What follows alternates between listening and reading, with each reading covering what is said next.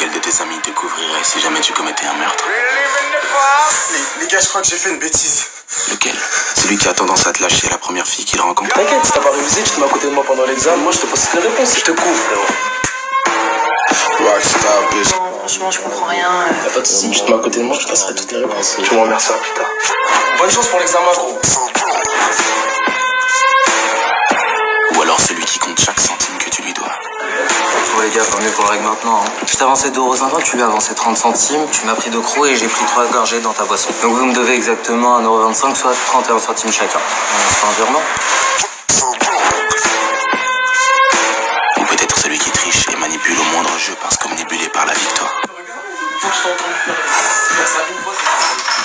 Mais comment ça se fait que tu gagnes tout le temps? Je suis sûr que tu triches. Comment tu veux que je triche? Prouvez-le.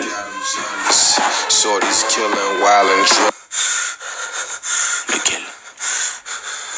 Et cette personne en question est portée disparue depuis maintenant 3 ans. Et nous avons de fortes raisons de penser qu'elle a été assassinée par l'un de vous 4. Si c'est le cas, au vu de votre amitié apparente, il est certain que les 3 autres sont au courant et savent sûrement où est le corps. Alors qu'importe votre degré d'implication. Rockstar bitch call me Elvis. J'en appelle à votre bon sens.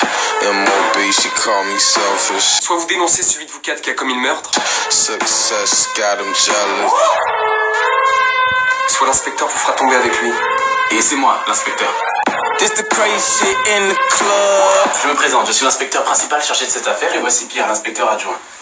J'aime beaucoup ce genre d'affaires, mais malheureusement elles sont toutes extrêmement simples à régler. On commence par interroger le plus faible d'entre vous, on vous isole tous dans une pièce différente et vous vous dénoncez tous mutuellement en moins de 2 heures. Pierre, vous avez trouvé le plus faible? Toi, bien là.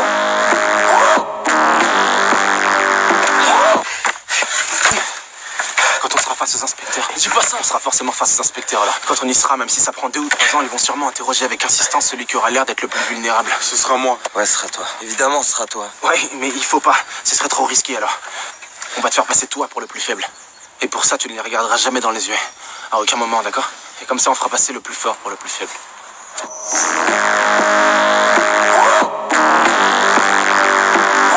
Attendez. Prenez plutôt celui-là. Niggas send this bitch up, it can't go down. Niggas send this bitch up, it can't go down. Niggas send this bitch up, it can't go down. Niggas send this bitch up, it can't go down. Vous connaissez sûrement le dilemme du prisonnier, vous? Non. Le dilemme du prisonnier? Non.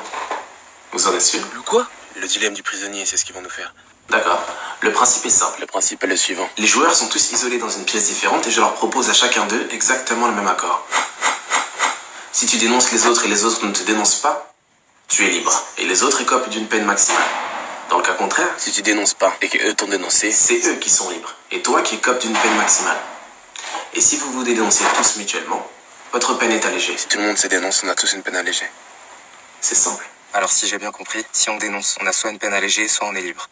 Si on ne dénonce pas, on a soit une peine maximale parce que quelqu'un nous a dénoncé, soit on est libre parce que Personne n'a parlé. Ah oui, vous en avez sûrement déduit qu'il vous suffit de ne pas vous dénoncer tous pour être libre, mais la raison pour laquelle le dilemme du prisonnier est infaillible, c'est le manque de communication. Les joueurs étant isolés et n'ayant aucun contact, aucun de vous ne peut être sûr que quelqu'un ne les a pas déjà dénoncés. Voilà mon hypothèse. Je pense que c'est Luc qui a commis le meurtre. Je pense que Mathieu a été le plus difficile à convaincre de maquiller le meurtre, mais que c'est vous qui en avez eu l'idée. Je pense que c'est Thomas qui a conduit la voiture et Mathieu a sûrement fourni des outils tels que des pelles peut-être. Vous avez sûrement enterré le corps dans une forêt en pleine nuit. Qu'est-ce que vous pensez de mes déductions?